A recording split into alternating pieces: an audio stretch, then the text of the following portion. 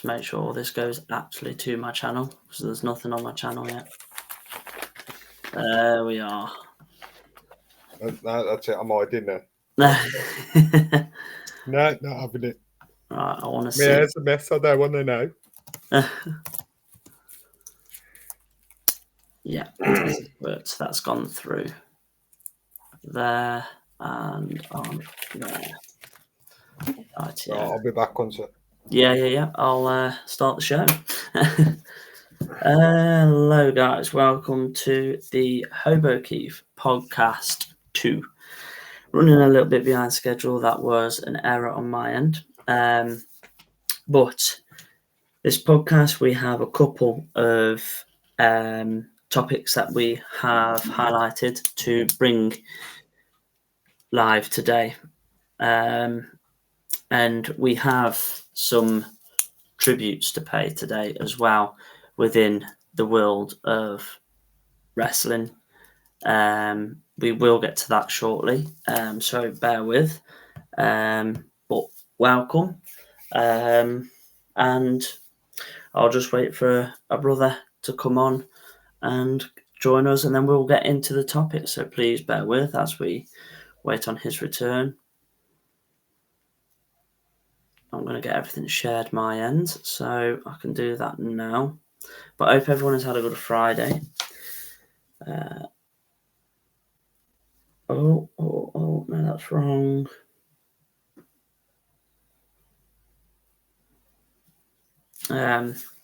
Three topics at hand today.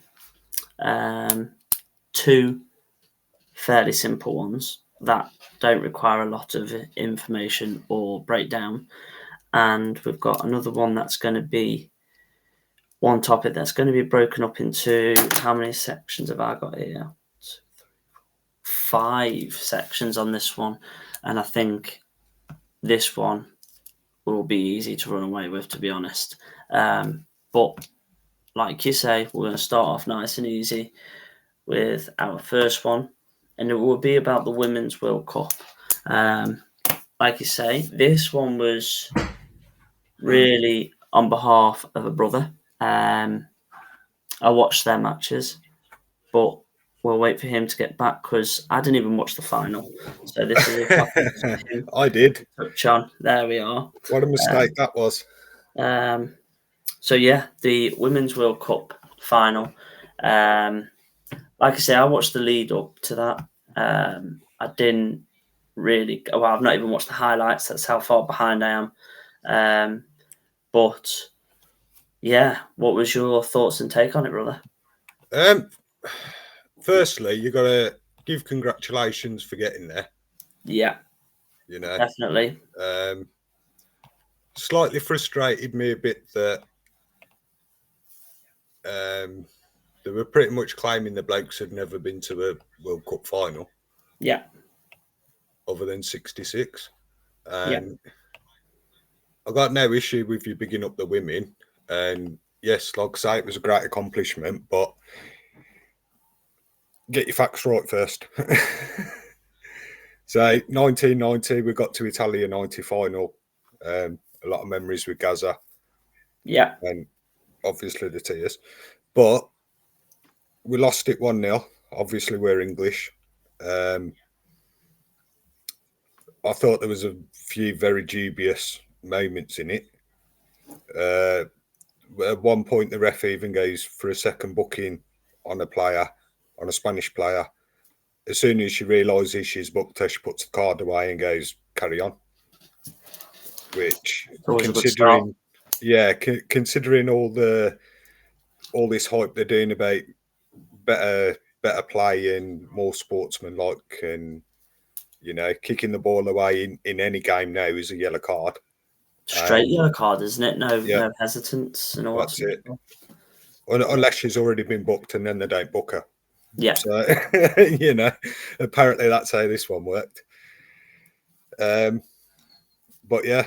So was it just a general shit show, really? Kind of wrong to be honest, Spain, I can't take it away from them. I can't say they didn't deserve it. That was going to be my next question on that. Was Spain the better team? First off, they absolutely killed us. Right. Yeah. Once we made the changes and swapped shape and readjusted and everything, we came out a lot more second half. But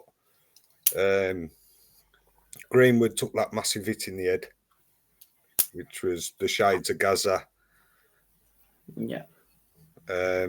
Not Gaza, Paul Ince, with the bandage on and all the blood, you know. Yeah. Did the one that got yellow carded? I can't remember her name. That's how much I follow it, really. Did she make a return? Because I know she had a 2-match ban, didn't she? Lauren James. Yeah, yeah, she did. She got red carded for the stamp on the player, didn't she? Yeah. So firstly, it weren't a stamp; it was a step on her. Yeah. But this was what I was on about, where they're trying to improve the game and getting that kind of thing out of it. So for Lauren James, they tried making an example of her to the point they nearly took her out the tournament completely. And then, yeah, she did come back. She came on second half. I'll be honest, she had a few little bits, but not as big of an impact as you'd have thought. Yeah. But again, like I say, Spain played really well.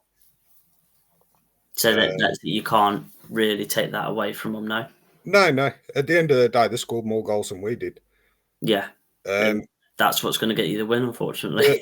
The penalty decision, I thought, was absolutely shocking. Was that for Spain, was it? Sorry. Yeah, Spain got the decision. Kira Walsh was the one it was given against. Yeah. Her arms are down by her side. Her body's moved. There's no movement in the arm. So her arm's solid, and it's just as the body's gone forward, the arms, her arms are down here. So if you can't put your arms down here and not have handball against you, I don't see what the fuck they can do other than just everything's a handball now. Wow. However, yeah. But I think, just round that subject of football, I think we've already seen, we're 2 games in, with the third match is on now for Chelsea and Luton. Not going to be taken away from the Women's World Cup because that's the topic we're on. Is I've noticed already that the referee's decision is final, isn't it? Did that play a factor in the World Cup final, do you reckon? No. This was a VAR decision. All right, okay, They got her to come over. I mean, it took something like 6 minutes to actually give the penalty. Yeah. Ultimately, it didn't really matter because Earp saved it, which to me was completely justified, and it was a good save. Yeah. But like I say, there was a couple of them decisions, and to be fair, we had chances. We hit the bar. I think we hit twice, maybe 3 times. Yeah, just unfortunate. It weren't meant to be, unfortunately. Yeah. Yeah. So again, congratulations to the Spanish, and unlucky for the English. Onwards and upwards.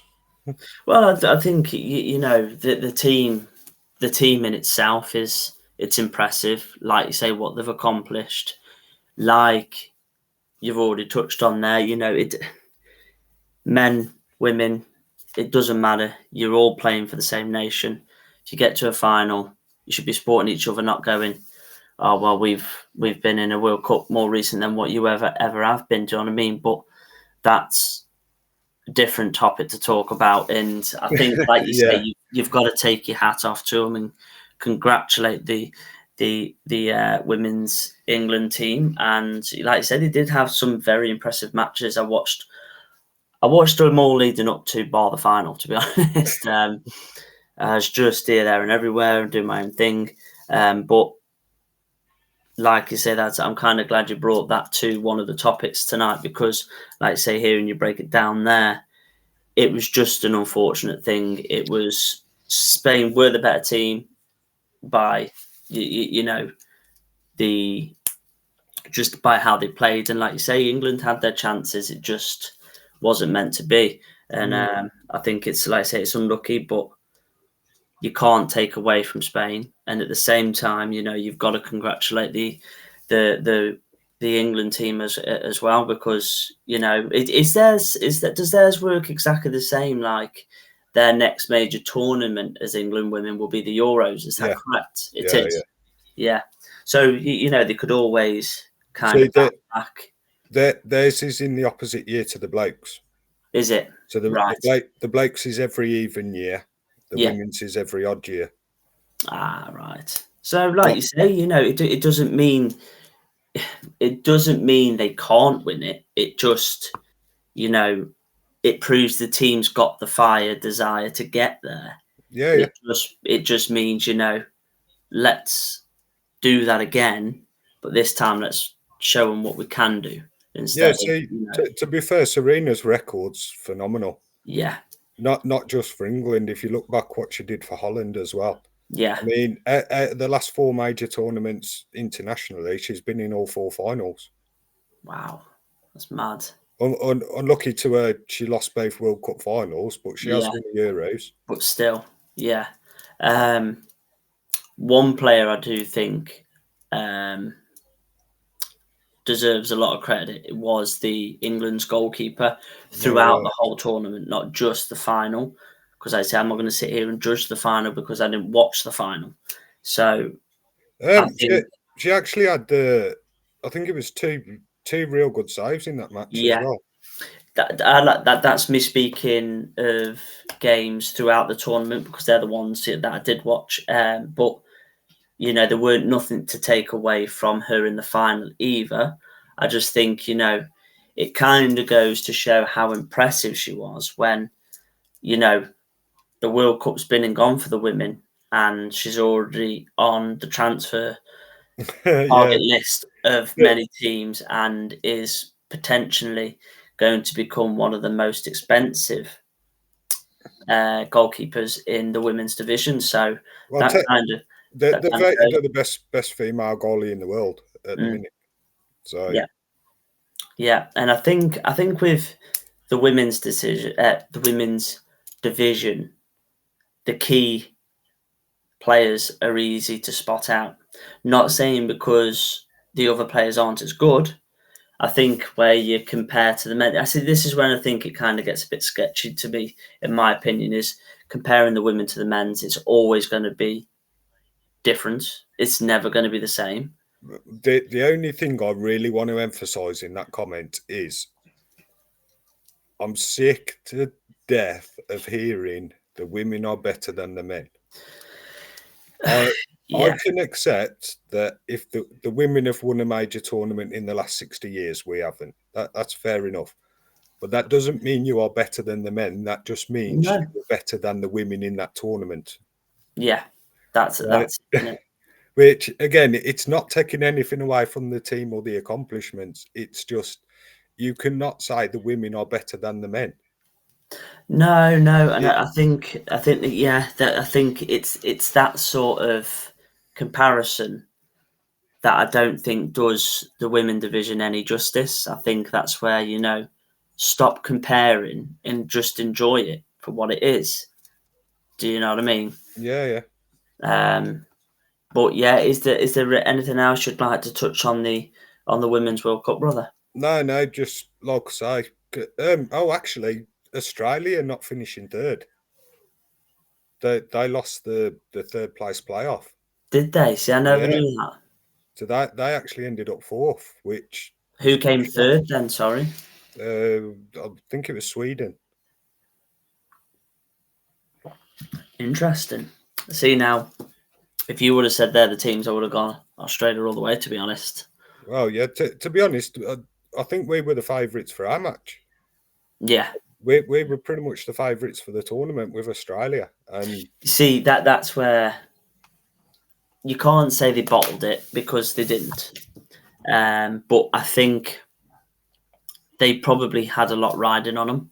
And pressure does do its thing in those situations where they hit the bar, hit the post, hit this, hit that, and it just won't go in because the pressure was a lot higher than what it should have been. Is where the other games weren't seen like that, if you know what I mean. They win, they go on in the tournament, and then all of a sudden now they're in the final. They've got the whole weight, they've got the whole world watching.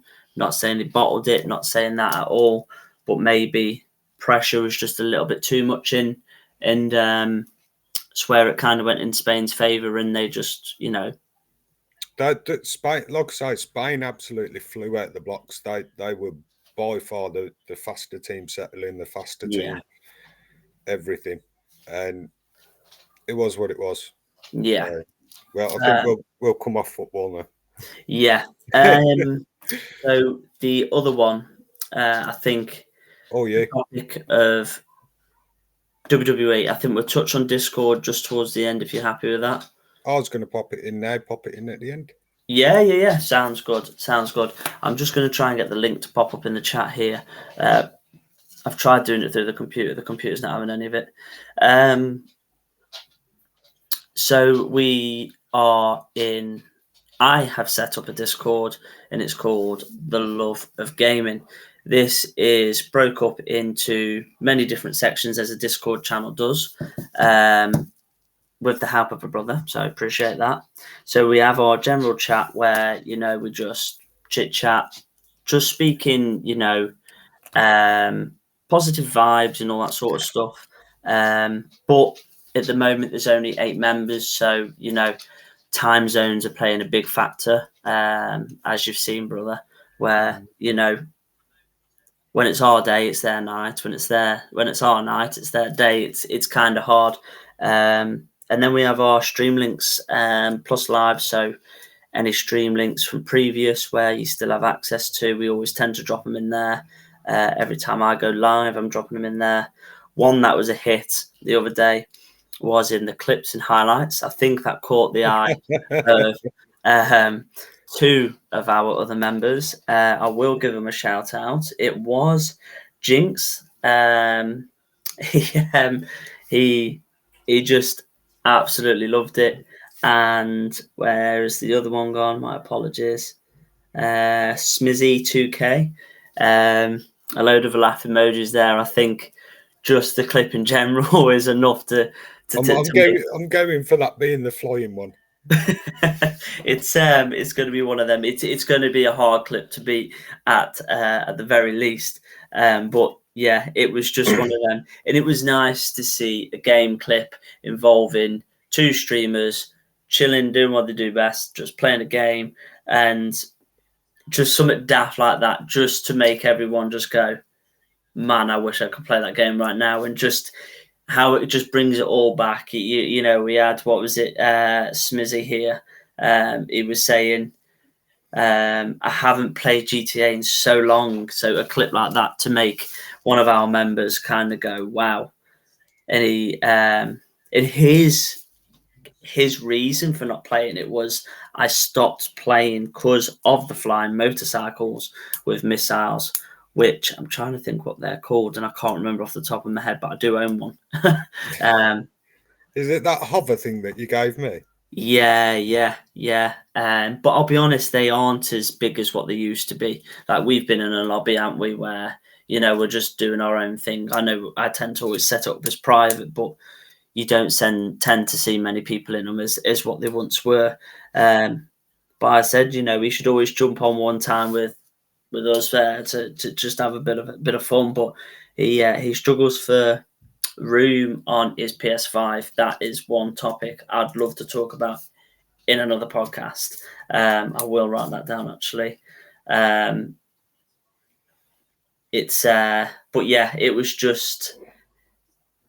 was good to see a clip that just made multiple people laugh.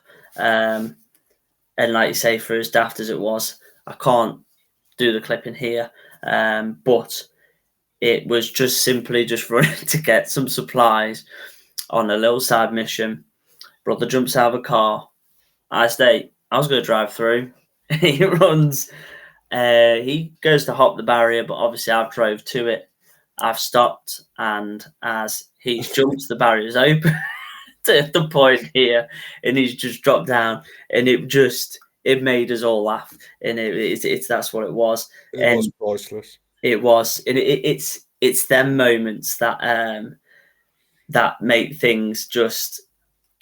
I think when you don't mean to do it, I think that's when it kind of, makes us laugh, and And the thing is, you weren't actually meant to do that. That was the best thing about it. I didn't know it goes up. That was the best bit.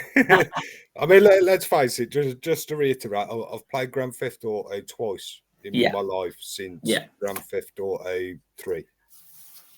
So that's a long time ago. It's that long. I played that twice on PlayStation, and it's been that long. It's been out. I've actually completed the remastered one of GTA 3. That's how long ago it was since you last played GTA, and you just kill us by doing that. You know what I mean? But yes, I'll be streaming it live this Monday. You're going to let us know your situation, aren't you? Jinx is asked when we're next on, and we seem to have come to a date for next Monday. I have added it to my schedule. I'm just going to drop the link into the chat now. Hopefully this will work. But yeah, it's one of them at the moment. The Discord, it doesn't have many people in. You know, it is what it is. I'm trying to spam it out as much as I can. It should come through here now. There it is. There's the Discord channel, and that will there send you an invite if you would like to join the Discord. But the Discord is just basically, it is based on the love of gaming. It's general talk, general chat. I'm one of them people. I like to know what a person's favorite game is, what their reason is for gaming. And I could sit here for hours, pretty much like you could, brother, on the reasons why we play it and what we achieve by doing that, and all that. Apparently pure comedy at this one. Apparently pure comedy for that one. What's that?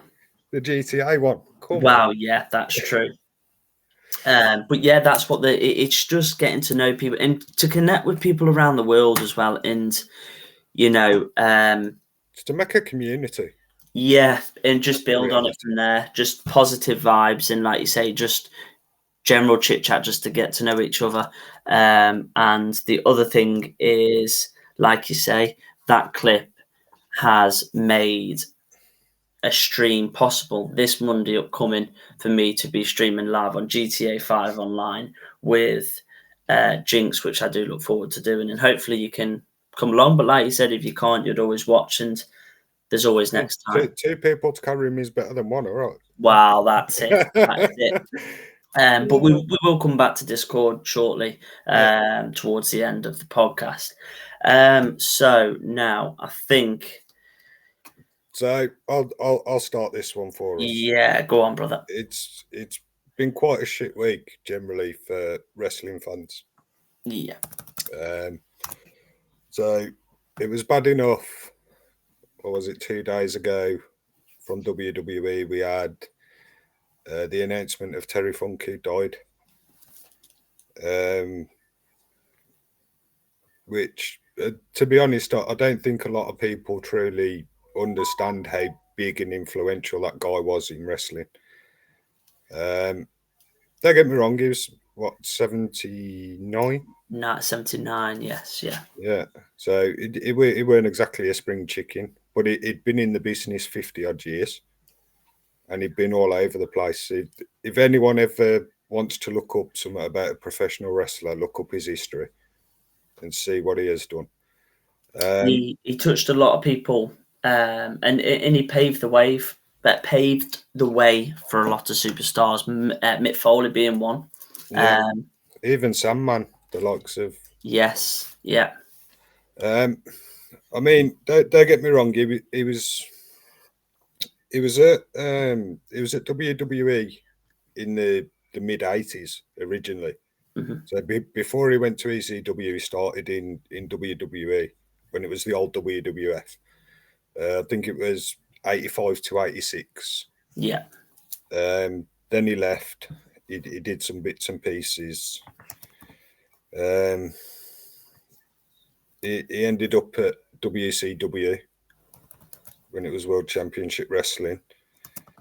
He went from there he was there something like late 80s. So I think it was like 89 to 90, something like that.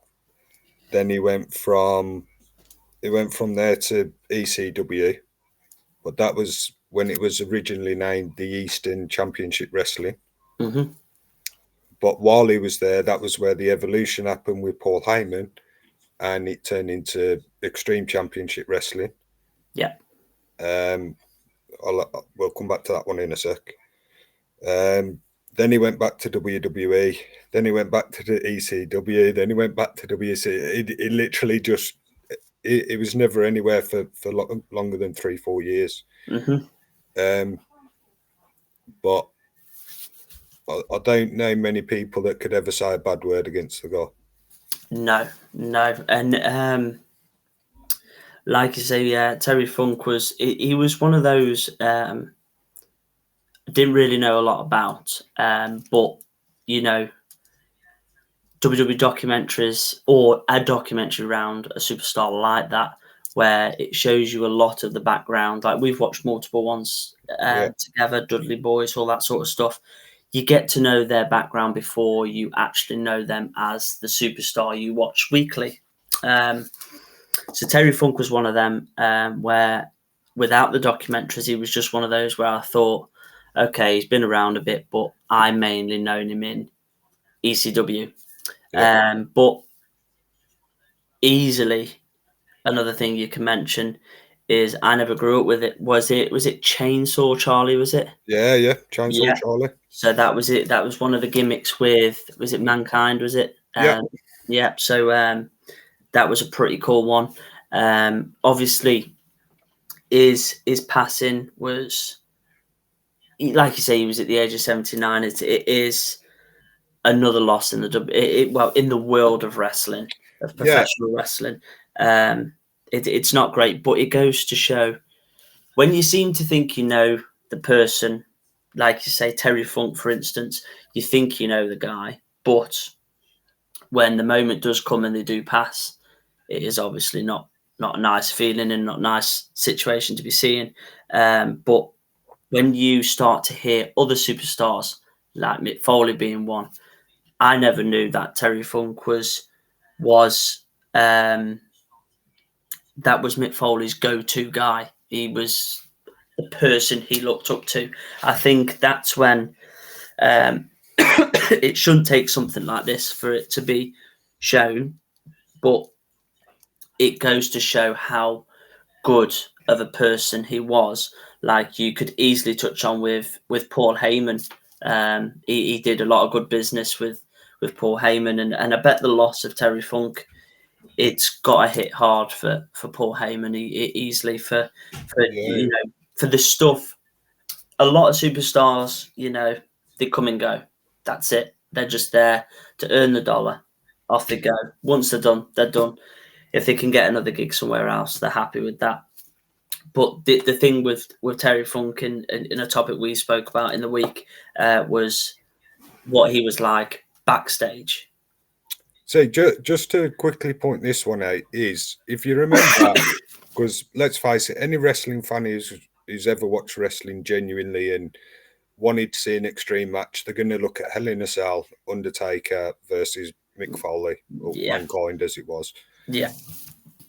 For those who don't know who Terry Funk was, the first bloke out of the backstage that was checking medically on Mick Foley was Terry Funk. Yeah. You know, he was the one who's telling him he's absolutely crazy getting back into the match, and Foley was there saying, no, I'm good, I can do this. And he's like, mate, you're done here. Like, what are you doing? Tooth fan out, all this sort of stuff. Yeah. But again, like you say, it was just that immediate reaction from the guy. He'd seen what had happened, and apparently he weren't actually supposed to be out there. Oh. That was an interesting bit. But, you know, the guy went out and he was like, look, what's happening? Man, it's always good to hear that when a superstar like Terry Funk has been around the block, WCW, WWF, ECW, or is it JR? ECW, you know, or just laugh with one of the commentators. It's ECW. It's like, what? It's not ECW. It's ECW, man. It's and I think when a superstar has that sort of connection backstage, I think it's awesome to see. What's this about? What's this here? I've got a chat here. So we got Killer here. Let's pull this on up. So let's come check out you guys' show. So I appreciate it. Hope you're all good. We're just talking about the topic at the moment. We're talking about is WWE, the world wrestling entertainment as a whole. It's been quite a sad one this week, hasn't it, brother? Yeah. 2 great losses in the world of professional wrestling. I mean, we've only touched on the first one at the minute. Yes, yeah, and that was Terry Funk. I'm kind of glad you kind of ran with that one a bit because, like you say, I didn't really know Terry Funk or much of Terry Funk, not as much as you do, which is it's always good to hear when when someone passes. It's nice things you hear, things like what he was actually like backstage. It was always. He was always there, and to have a connection with someone like Paul Heyman and to help and a show kind of make it up there and be recognized with the others, which you got to think, you're running your own side gig here, you've kind of you're coming up out of the dirt and you're going, yeah, we're ECW, but wait there, your biggest rivals are WWE here in SmackDown and Raw, and that's a topic you could just talk about forever. But yet again, how long did he do the gimmick of Chainsaw Charlie? Are you sure about that? I'm sure it was only a year. Was it? Sorry, yeah. Because that just made me laugh with the the thing on the head. Yeah, the stocking over the head and come out with the chainsaw. Yeah, it's just, man. I just think just the gimmick itself, and I'm actually gonna search this now because I never knew nothing about Chainsaw Charlie until he was actually an in-game character on one of the WWE games, and that made me search who the hell is Chainsaw Charlie.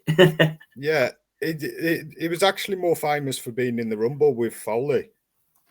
Was he? Yeah, that'd probably be the most remembered sort of thing for Chainsaw Charlie, because literally him and Foley in the Rumble just decided to start absolutely smacking the hell out of each other.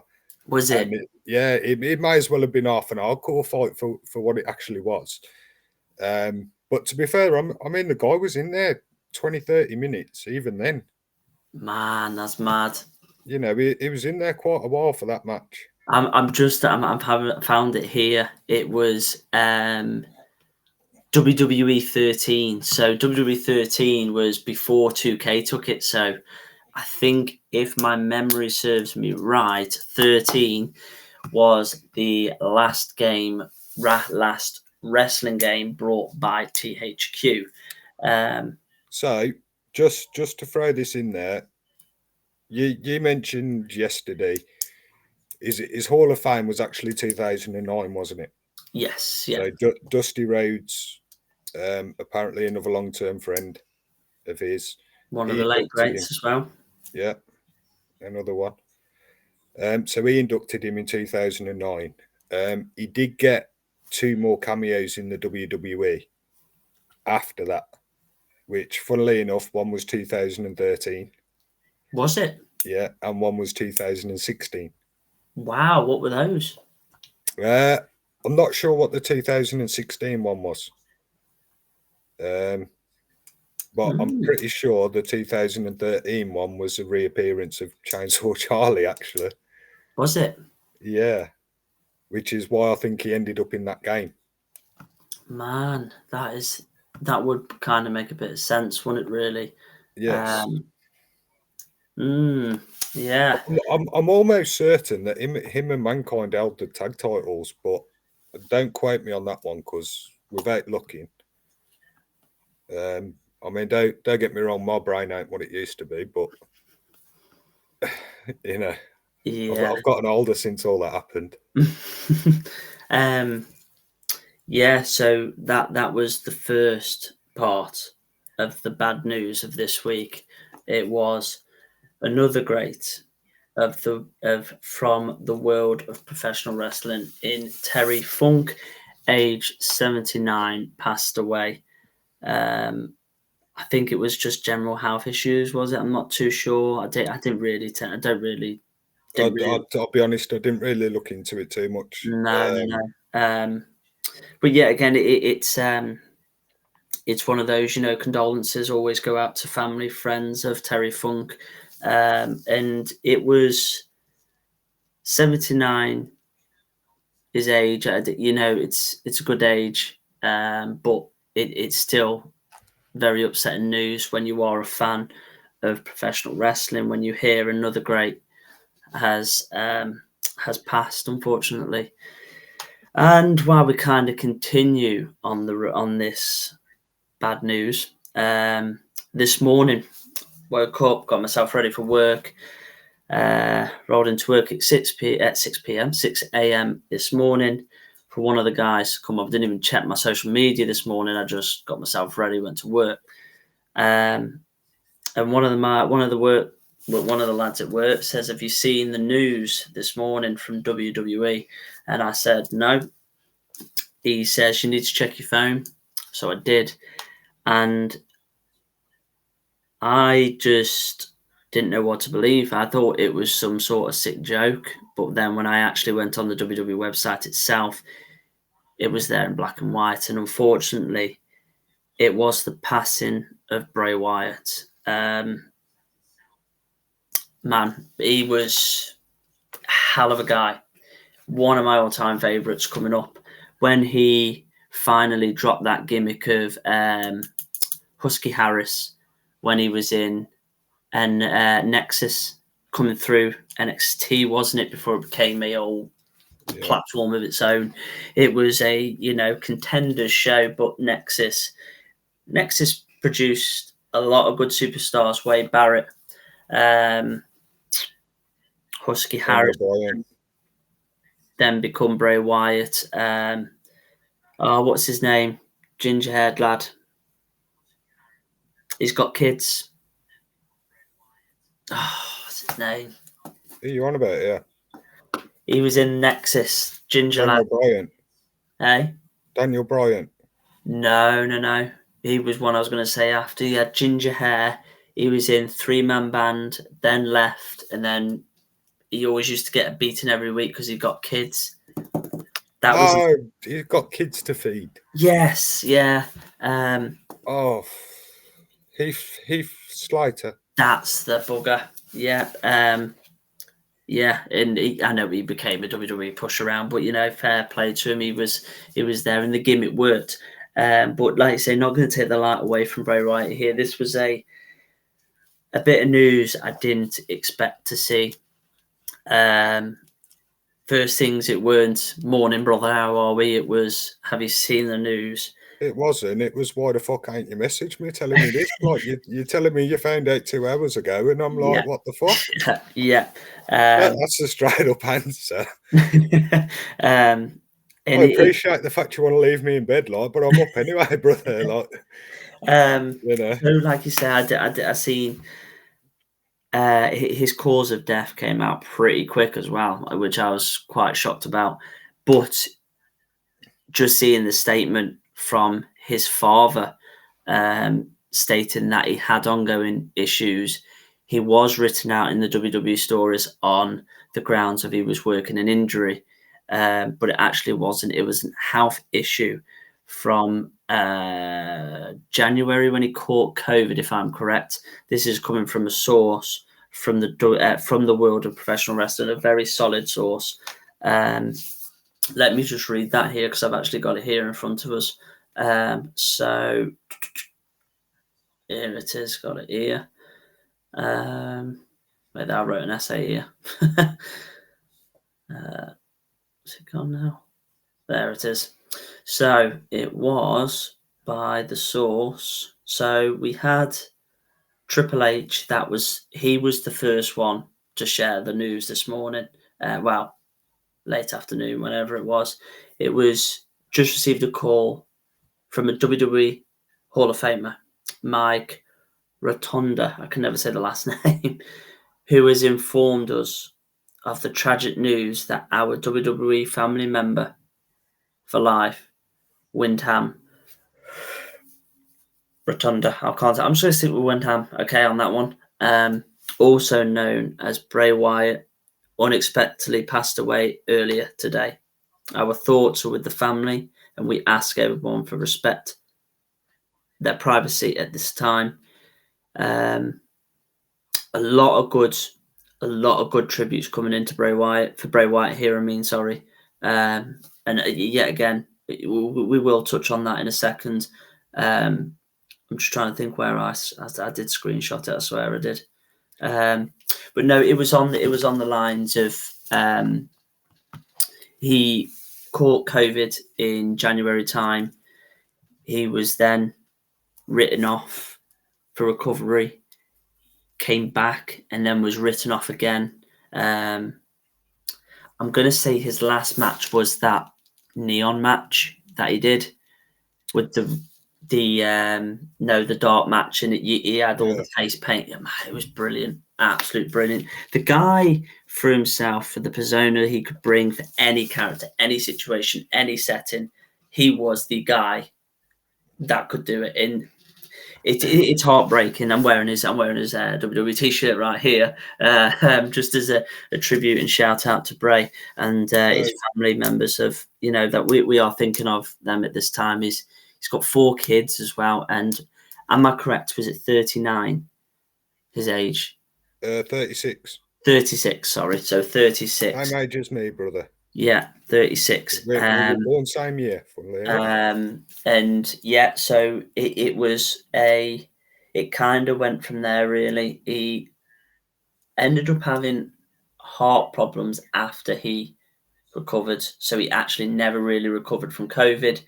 And unexpectedly, he died of a heart attack. And it's one of those, every time I kind of see it on social media, I get that lump in my throat and I'm like, oh man, it's just, he was just brilliant.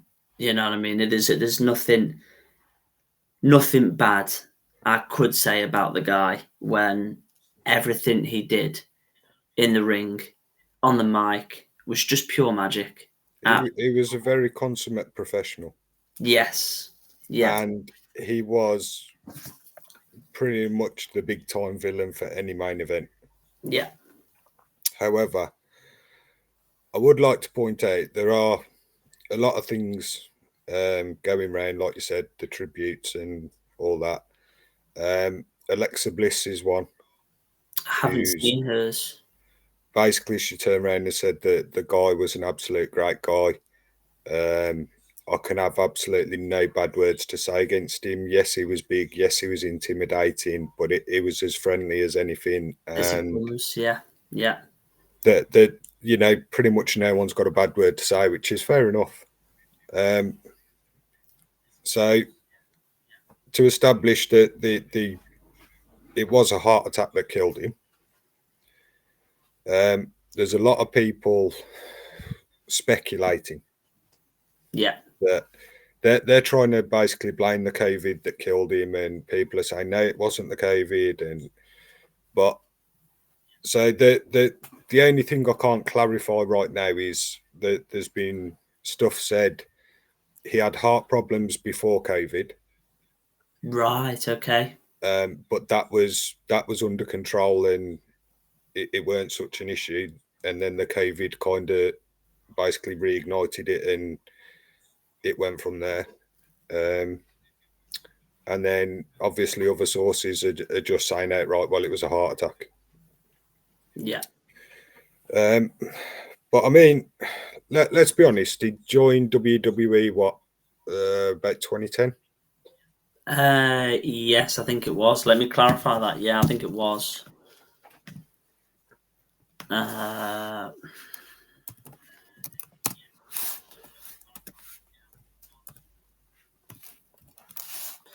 Debut in WWE. Let me have a look. It was 2009, but it was confirmed official 2010. So yeah, 2010. Close enough. Yeah, yeah. But I mean, it was there for what? It was there over a decade, weren't it? So it says here he made his professional debut in 2009, then got his contract in 2010. He worked in WWE under the name of Husky Harris, but left a year later and then joined the main roster in 2013 as the leader of the Wyatt family. Which makes sense because didn't Harper join in 2012? Yes, and then we Brody Lee, he passed away earlier this year, wasn't it? Yeah. You know, it was one of them because when he returned to the ring, Bray Wyatt, it was one of those where I think I screenshotted it here. It's when he returned to SmackDown. He was in the middle of the ring, and everything he said, not any part of it was scripted. It was literally just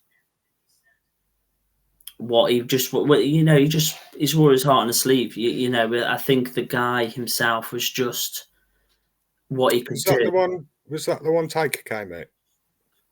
No. Trying to figure out where has it gone now. Oh, that's gonna bug me. That is. Did I save it here?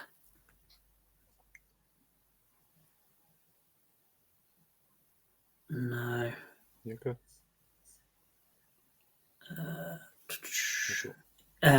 It was on the lines of, you know, his let's see if I can do it here. Return quote. See, while we're just quickly there, Yeah. do you actually know who his dad was? Yes, but it yet again, the circumstances that are, I never knew until today, and his granddad. See, obviously with me, sort of early 90s was roughly my starting era, which, as it happened, just happened to be the Ted DiBiase and IRS $1 million team, so to speak. And to be honest, I myself, I didn't exactly realise IRS was his dad. No. Which, you know, that one kind of shocked me a bit. But again, another absolute stand-up consummate professional in his business. Yes. You know, yeah. it was a solid workhorse, his dad. Right, I have found it here. And he held multiple bouts as well, brother. I did a bit of looking in, and I thought, shit, you know, like, wow, never knew that was his dad. And it was nice that you didn't know it was his dad, in the fact of that's what made Bray Wyatt. Yeah. You didn't think Bray Wyatt and then go, oh yeah, but his dad is. That's what I kind of liked about it. Do you know what I mean? Yeah. So his return speech was on Bray Wyatt's emotional return on SmackDown in October. So this was based on it was based on the rumors of him not being, because he came back, didn't he? And then he just disappeared. Yeah. He just disappeared. That was that. We didn't see him again. And it was due to him struggling depression, wasn't it? The loss of Brody Lee. It is Brody Lee, isn't it? Yeah. Yeah, the loss of him, because how close they were, and yet again, nice to know that how close brothers were on the road, and it just this bit here kind of stuck out. Was watching it, you kind of because you can see the emotion on the guy, and it goes, thank you. You all saved my life every time I tried to run away. and hide. You were there to find me. You are the reason. Come with me. Your life is done. Forget the future of the future. Forget the battle. Life is over. Breathe your land. And then obviously his speech kind of continues from there. And it was just how he can word stuff like that, where that's how you know he's got it up here. And Yeah. it's just to start that, it was, I'm very grateful. I'm really, really nervous to be here. I never thought this would happen. Wyatt said, this right here, this is just me, okay? And this is when he starts to show the emotion. He's actually crying in the ring. And WWE did confirm it actually wasn't scripted. And this is me right here. This is just me, okay? This is a version of me I never got to introduce to you guys before. This is just me being me, genuine me for the first time. I lost my career. This was it. This was the bit that got me here. I lost my career. I lost myself confidence. I lost two people who were very, very close to me. So that there already rings alarm bells on Brody Lee being one, wasn't it? Yeah. I lost my way, and I got to the point where I thought that everything that I've ever done here or otherwise, it was all meaningless. Nothing I've ever did has ever mattered to anyone. And I was wrong. And then obviously that's when he broke down. And I'm done feeling sorry for myself. I decided to go out in the world again and see people. And that whole paragraph, it just goes on and on and on. And it's just, man, when you can read what he said, that's when, if you are a fan of the guy, if you are a fan of professional wrestling, that's when you kind of go, man, that's crazy. I think The Rock was the first one I seen, Dwayne Johnson. He was the first one I seen that put a tribute out to Bray Wyatt, and I'm heartbroken over the news of Bray Wyatt passing. Always had tremendous respect and love for him and the family. Loved his presence, promos, in-ring work, and the connection with the WWE Universe. Very unique, cool, and rare character, which is hard to create in our crazy world of pro wrestling. Still processing losing the GOAT, Terry Funk, yesterday, and now Bray today. My love, light, strength, and mana to the family, Funk family, during this tough, heartbreaking time. As always, thank you for the house. So you got to think it sucks for us being the fans. Picture what it's got to be like for people that have worked with those guys. Seeing as another one that he was saying, he brought the best out of me, and seeing the fans where there's a lot of fans out there that just always complain about, with the product they're putting on at the moment is crap and all this sort of stuff. But the praises I've seen today was one for Cena and Bray Wyatt at WrestleMania, which was the Fun House, the 5-5 Fun House one. And just Cena going, that was all him. That was his mind, his vision. It worked. Everyone's going to remember him for that. I did read earlier today, literally probably around about 6 o'clock, so about 4 hours ago, was I think SmackDown is cancelled tonight. Tribute show. In respect of Bray Wyatt, a tribute show to Bray Wyatt. I think if that is correct, I think yet again, it's I think it's a big loss for WWE. Like say Terry Funk the day before. No, it was yesterday, wasn't it? Was it yesterday? No, it wasn't. Was it? No, No, died before. day before, wasn't it? Yeah. So kind of the morning of Terry Funk. Now Bray Wyatt, like The Rock said, it's just too much to take in. And I did hear that Triple H, Paul Lavaletsky, has cancelled all meetings within the WWE. Yeah, he's basically cancelled everything. He's just, but he's just breaking, hasn't he?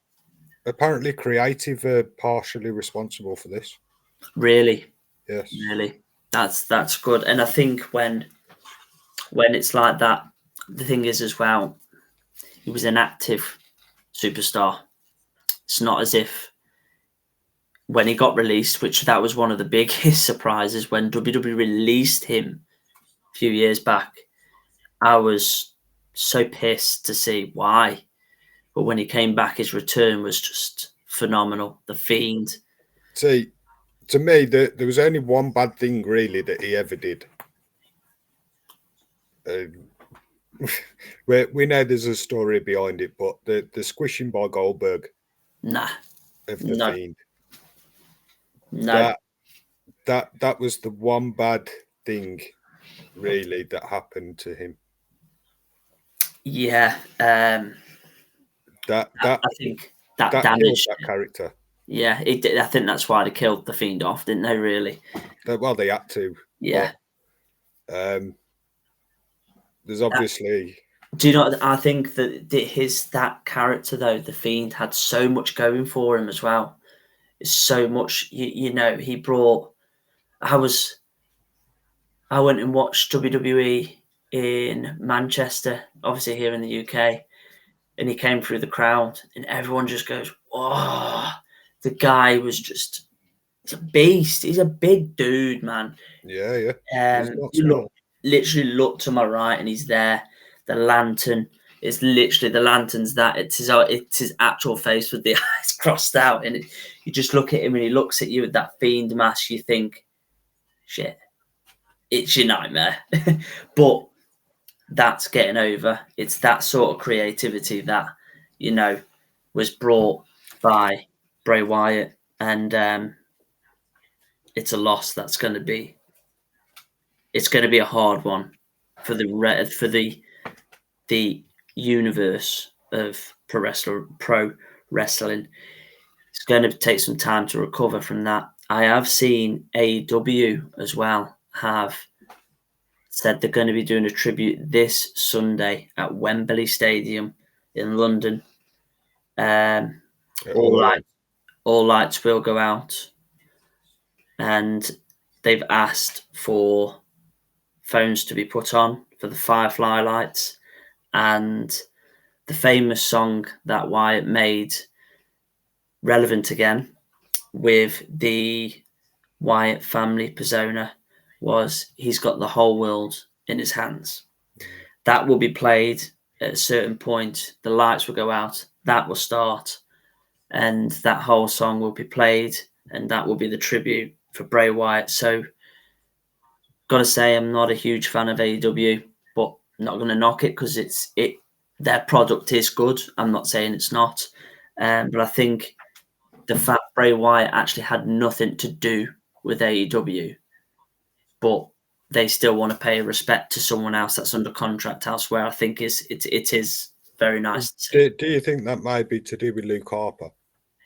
Yeah. Sorry, I keep referring to him as Harper, but obviously Brody. Yeah, and obviously WWE did welcome his family in WWE, didn't they, as well? Alongside, they're donating his merch sales to the family as well. Yeah, which I think is another good gesture by WWE. But like you say, such a young age. I know he had his health problems, and it was such a shame.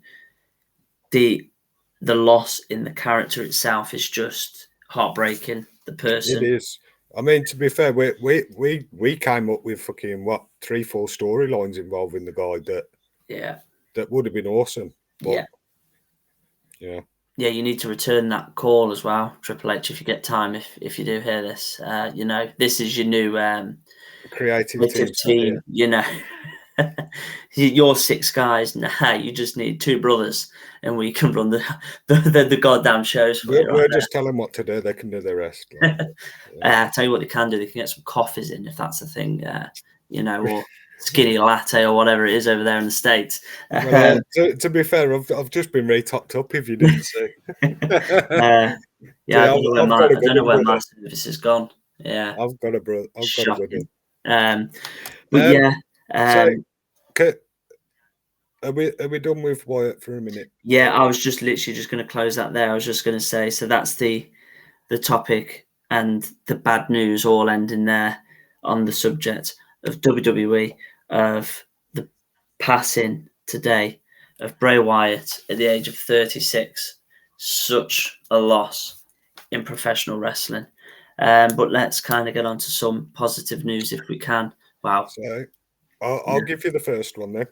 I'll go with that. We had an announcement from JR, funnily enough. Yes, we did. We did. You know, the opposite to a Bray Wyatt is now been declared cancer-free. He was battling skin cancer, if I'm correct. I'm not 100% sure which one it was. I think it was. I'm just going to verify that with us being live. I'll let you be the stats guy. That's fine. I'll just sit here. No, but yeah. Either way, the fact that to be honest, it's kind of been overshadowed for JR a little, because he announced he was cancer free. Literally the day after Funk died, two days after that, Wyatt's died. Yes. So he declared in. So it says here, and this was updated literally the day before the passing of Terry Funk. WWE legend Jim Ross, 69, announced he is cancer-free after battling skin cancer since 2021. So that's a 2-year fight that on yet again another person that you know is very well known. Another legend. Let's be honest. JR could sell sand. Like, you know, as much as people could say that, you know, Michaels could fight a Bream and sell out an arena, JR could comment on paint drying and he'd sell out an arena, you know. Yeah. And he'll throw his barbecue sauce in there just to you know, to top it off. Yeah. But no, that is one. It's nice to get some good news in. I know that he hasn't had the best time leading up to him finding out he had skin cancer because of the passing of his wife due to a motorcycle accident, if I'm correct. So he was really down low, kind of pulled up, came into AEW then at the time, kind of kept his mind busy. Then he was diagnosed with skin cancer. But yeah, it's nice to share some good news off the pair of 2 bad news, which is him being cancer-free. And I think that's something to be happy for. Yeah. So yeah, the HOBOKEEF Podcast is happy on the news of JR finally being cancer-free. So get in, JR. Happy days. Any other ones you want to talk about, brother? I've got another 2 here. I've got ready to fire your way. One of mine kind of cuts into one of the other ones we was on about. Because we was going to go on about the cuts within WWE. Yes, yeah. So obviously Edge is going to be one we'll talk about. The other one was actually Lacey Evans. Yes. Obviously is gone now. She's no longer part of the roster. However, she has opened up a coffee shop, cafe type thing over there. Yeah. Which, you know, fair play to her. All the best to her for that. It just shows that not all wrestlers stay in wrestling. No. You know? I mean, if she comes back, she can come back. Like, but fair play to her for going with what she wants to do. Yeah. Touching back on Edge there. So Edge, he is 11-time WWE champion, 14-time tag team champion, first ever Money in the Bank winner, 2-time Royal Rumble winner, 5-time Intercontinental champion, King of the Ring winner, 1-time United States champion, Triple Crown champion, Hall of Famer. Hell of accomplishment there. And won the first 2 TLCs. Yes. One thing I do want to share with you though, where's it gone? Edge has released a statement. It would have been Thursday, so yesterday, before the news of Bray Wyatt, unfortunately, was Edge has come out of the shadow and said, I didn't come at WWE, but it's put, I didn't come at them with some crazy contract extension, and they didn't deny me. I have a contract extension sitting in my inbox. Yeah. So, however, his contract currently is actually still active till September. Is it? Yeah. He said he wanted to retire in his hometown of Montreal. Is that correct, Montreal? He's basically from the bit that I read, he was saying that he's not going to force the issue to go back. He's not going to say that he's not going back. But what he wants to say is whichever decision he makes, whether it's sat in his rocking chair at home or whether it's in a wrestling ring, he wants to be happy doing it. Yeah. And that's what he's going to do. He's going to make sure he's enjoying what it is that he's doing. Which, sorry for this one, I kind of missed this point out actually. But going back to Terry Funk quickly, if you remember when he made one of his speeches, it might have been his Hall of Fame speech. But one of his comments was that when he died, there was no way you're burying him or cremating him or whatever else. He wants to go in the wrestling ring. Oh, that's pretty cool, that, isn't it? It actually, yeah. I was kind of like, well, that was a bit dotty. That was. Yeah. You know, but it just showed you the guy, like what the wrestling business meant to him. Yeah, and it's not just, a profession that they've been gifted with. It's something that they wanted to make a living and they've actually enjoyed doing it. One sec, brother. Yeah.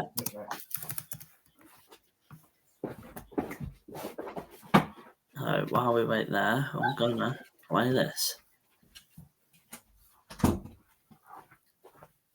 When it loads. Oh, sorry about that. There he is already. I had a pocket. I've just tried this. What? Can you hear that music? Just about. Yeah, I've not put it on massively. I'll turn it off now. I'm messing about. No, sorry. The dog come charging through, like. So we were talking on cuts within WWE. So there is 7 WWE superstars in danger of being cut this spring. So let's click on this and let's go for it from here. Oh, okay. Right, just while you run through that, I'll be right back again. Sorry. No, it's all good. You carry on there. Carry on. Yeah, will do. So I'm just trying to find out some. Oh, okay. So that's an interesting one there. Okay, that's another one. That's already happened. That I'm not really too fussed on. That I would be pissed on. Right, so so this is from Bleacher Report. It is one that I do tend to get a lot of my information off, to be honest. Just wondering if I can. There it is. I was trying to get on it. So the first one out of these 7, One's already happened, which is Lacey Evans. We've already touched based on that. The first one, it says here, is Hit Row. Of the many superstars Triple H has brought back to WWE since last summer, the trio, Top Dollar, Anshi, 3, whatever his name is, B-Fab, have been the biggest busts, not butts. The return of Hit Row on SmackDown left fans optimistic that they were far better than they did during their run previously. Unfortunately, they have yet to have amount of any time around. I've got to say, don't mean to be harsh, but that one wouldn't bother me if they made that cut. No. So that wouldn't be a massive loss, in my opinion. This one, brother Mike, Elias. He's kind of just dropped off the face of the earth. He came back as Ezekiel, and was it Ezekiel, or whatever it was? Shaved him off, and he came out in pink and became one of them gimmicks they just threw around. And it was funny when they did the injury scene when he was lying in the hospital bed, and there was a load of Eliases around. That was pretty cool, Mama Elias and all this sort of stuff. So it's been 6 years since Elias arrived on WWE Raw after WrestleMania and has largely occupied the same spot on the roster ever since. So it says here, to his credit, the 35-year-old has exceeded his expectations following his uneventful run in NXT. Granted, he hasn't held any gold beyond 4 forgettable reigns of the 24/7 championship. So Elias, I'd say yet again, he did have a music contract with Vince McMahon, if I am correct. So he had the freedom of having, if he wanted time to make some songs, Vince McMahon would grant him that and come back, and there would be no effects of that or on WWE. So then number 3 was Lacey Evans. Number 4, Shanky, which, if I'm right, he was one of the first few superstars that were employed by WWE from the Dubai background, that sort of religion.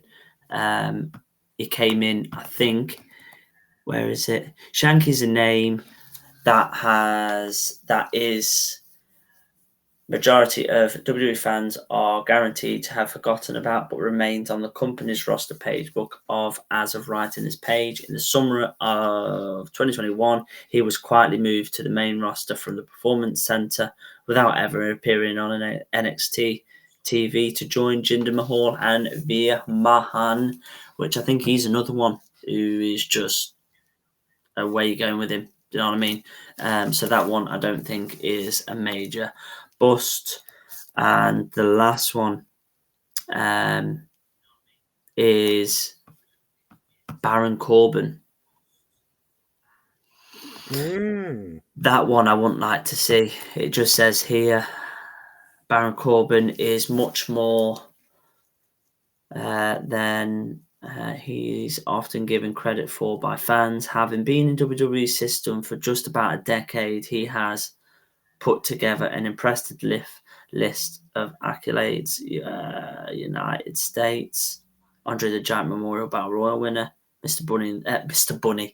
Money in the Bank, King of the Ring, Constable of Raw. And he was known for beating Kurt Angle in a retirement match of the loser. Yeah. Well, to be honest, see, Corbin was always a strange one to me. Yeah. To be honest, I actually think he had one of the better movesets in WWE. Oh God, yeah, without a doubt. I mean, the deep six and end of days for me are two of the best moves in there.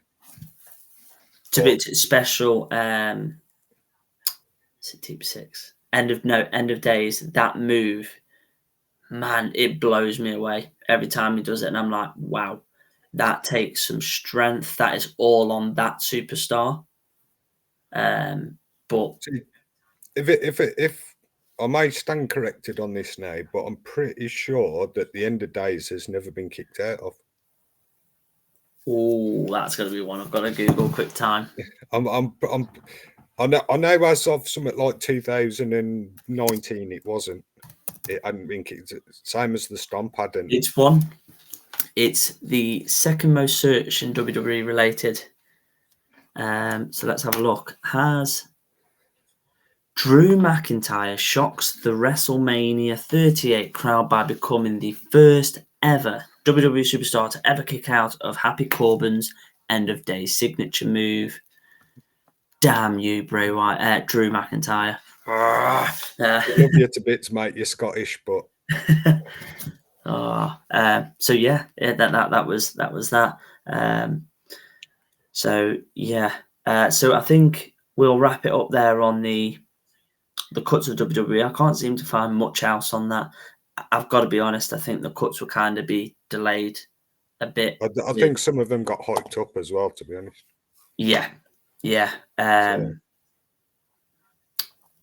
I think that'll be a subject we could probably come back at a later date with when we've got a bit more to run at with that. Yeah. So Big E was one I wanted to throw at the ones for here, and it was just basically We had a recent update on him, hadn't we? Yes, it was a very positive update to start off with. It was the recovery was going well, movements. He was able to do everyday life still, but then it came to light 17 hours ago. WWE's Big E told to not wrestle again after injury. Then it goes on to say that he said, "I'd like to not die in the ring."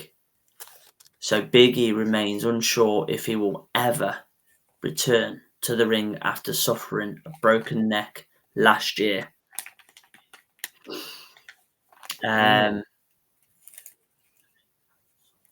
It says here multiple doctors have advised him to never wrestle again. So that is such, so pants that is. But I think if it came to it, and that was his decision, you can't knock him. You can't. No. You've got to put your health first. And I've got to say, one thing I can throw at this is if you aren't a fan and you think to yourself, just get on with it, his health comes first. Second of all, go and watch Edge's documentary when he retired from WWE. This one was an eye-opener. Let me get the documentary up on here so I know. Documentary WWE, I think it is The Story of Edge. So this one was obviously at starting and to the end of his career at that moment in time. It was a couple of viewings, couple of shows he did for SmackDown over a course of time, and within the space of 3 SmackDowns, every time he hit a spear, he got a weird tingling sensation in his arm and was kind of drooping down a bit and finding it hard to turn his neck. So he had the operation done. I think was it a neck fusion, was it? But he had some work done on his neck and he was advised to retire. He was World Heavyweight Champion at the time when he retired. So not only did he relinquish, he retired from WWE.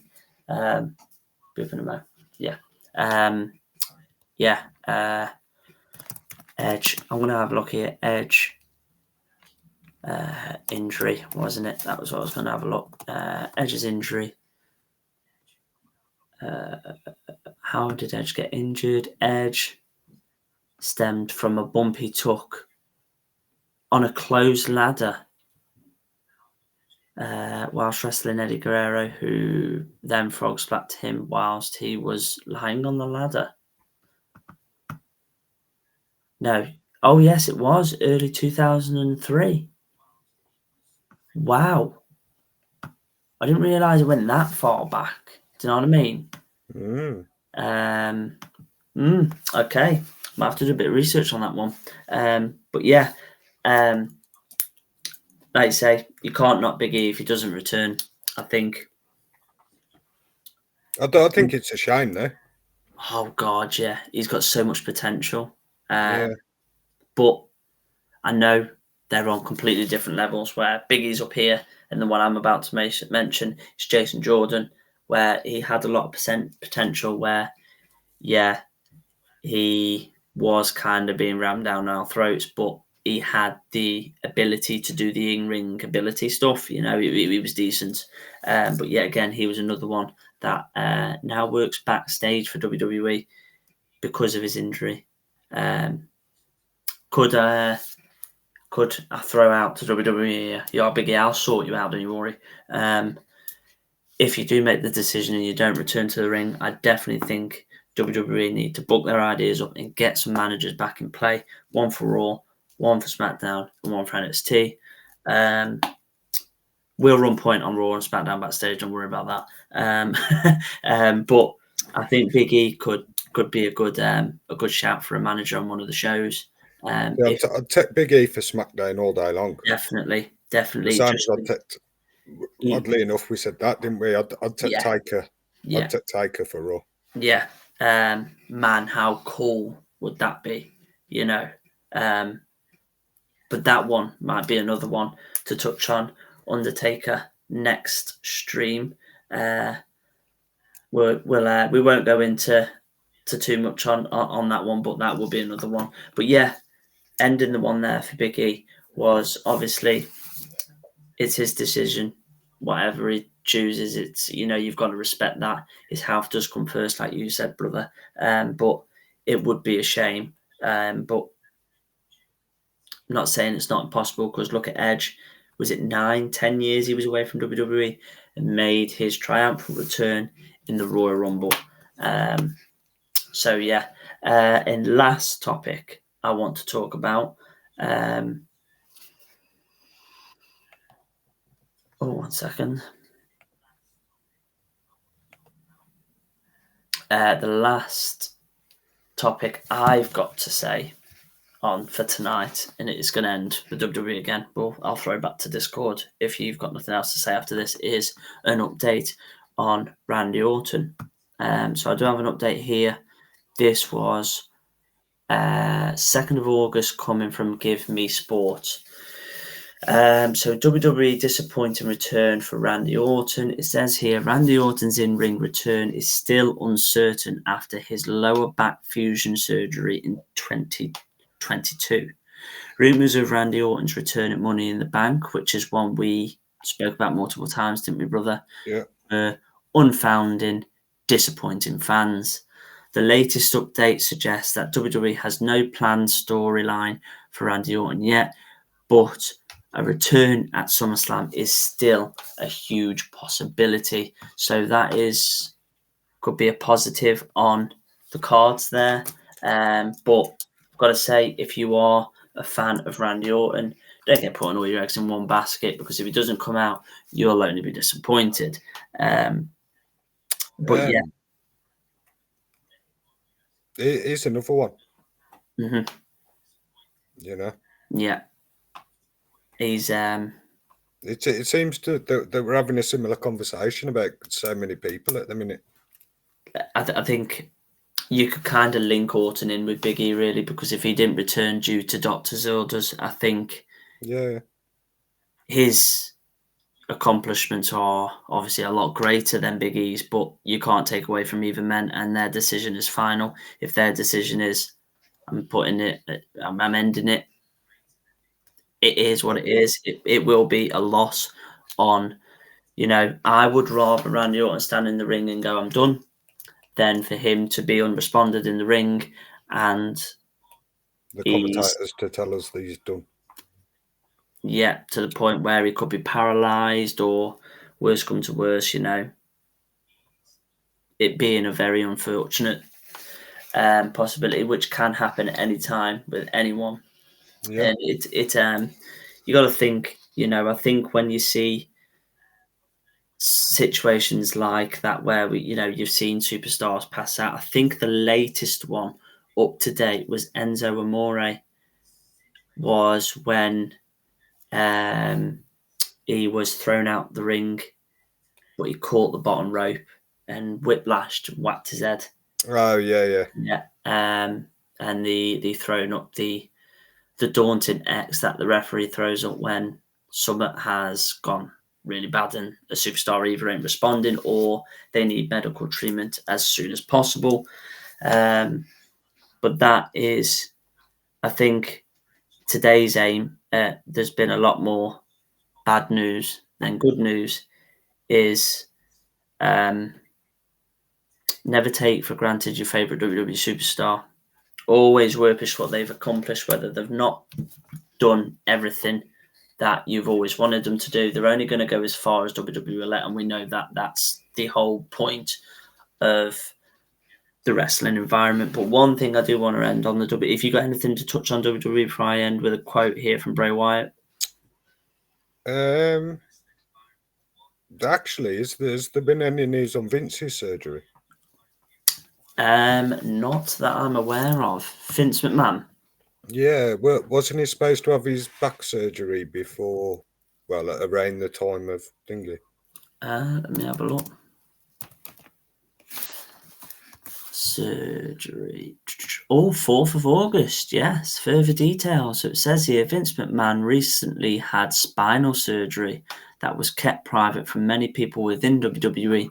It was reported by TMZ 1 week ago that WWE Executive Chairman Vince McMahon had major back surgery. Another update called it life-altering surgery because of how significant of an operation it was.